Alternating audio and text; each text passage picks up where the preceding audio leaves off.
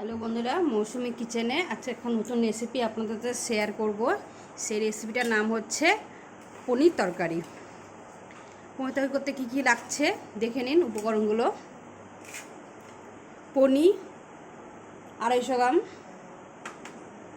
আলু কেটে রেখেছি ছোটো ছোটো ডুমডুম করে, লঙ্কা আদা জিরে, টমেটো কুচি,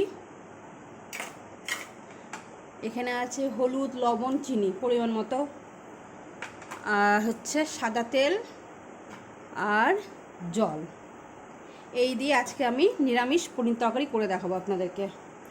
আপনারা দেখুন কেমন লাগছে, তাহলে আপনারাও করে খাবেন বাড়িতে। আমার কড়াইটা গরম হয়ে গেছে, আমি সাদা তেলটা দিয়ে দিচ্ছি।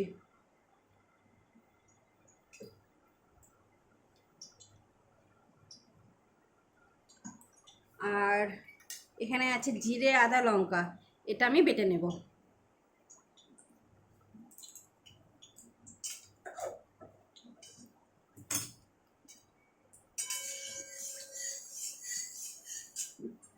এবার আমি হালকা করে পনিরটাকে ভেজে নেব।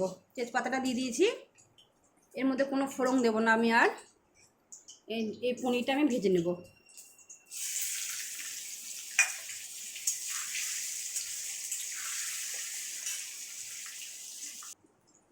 আমার পনিরটা ভাজা হয়ে গেছে, এখন আমি তুলে নিচ্ছি।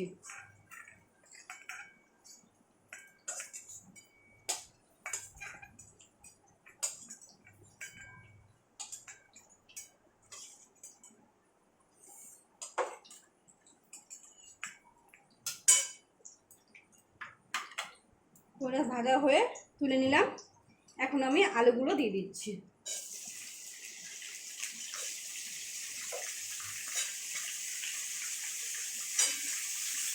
আলুটা লাল লাল করে ভেজে নেব। এর মধ্যে আমি একটু লবণটা, অল্প পরিমাণে লবণটা আমি দিয়ে দিলাম, যাতে আলুটা তাড়াতাড়ি সেদ্ধ হয়ে যায়।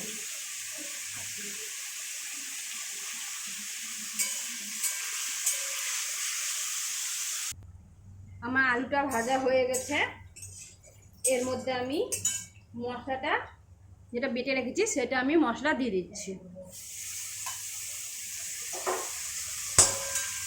আর এর মধ্যে লবণ হলুদ চিনি পরিমাণ মতো দিয়ে দিচ্ছি।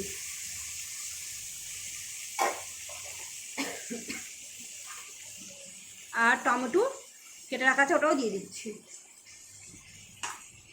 আর এটা ভালো করে নেড়ে ছেড়ে নিতে হবে।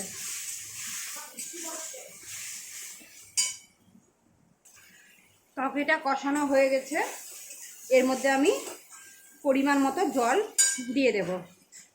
এই যে জলটা আমি দিয়ে দিচ্ছি। মাখা মাখা করবো, বেশি পাতলা করবো না ঝোল, আমি এটা মাখা মাখাই থাকবে আমার।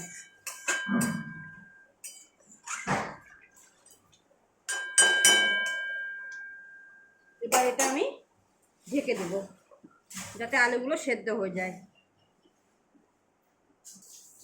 এবার আমি ঢাকনাটা তুলে দেখি কতটা হয়েছে। দেখুন অনেকটা শুকিয়ে এসছে।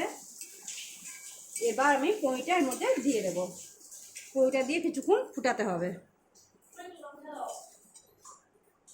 এই যে পনিরটা দিয়ে দিলাম।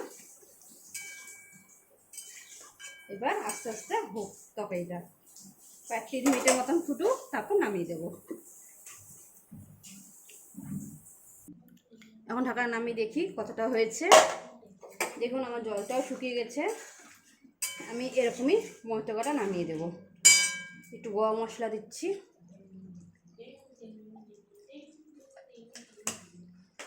দিয়ে একটু নেড়ে ছেড়ে ঢেকে দিলাম, দিয়ে গ্যাসটা বন্ধ করে দিচ্ছি। এবার আমি তরকারিটা নামিয়ে দেব। আমার পনির তরকারিটা রেডি হয়ে গেছে। দেখুন কত সুন্দর হয়েছে দেখতে, নিরামিষ পনির তরকারি। আজকে আমাদের সোমবার, তাই আজকে আমাদের নিরামিষ। আর নিরামিষ করতে গেলে এইভাবে করলে খুব ভালো লাগে খেতে। আপনাদের যদি ভালো লাগে রেসিপিটা, তাহলে আমাকে অবশ্যই লাইক কমেন্ট শেয়ার অবশ্যই করবেন।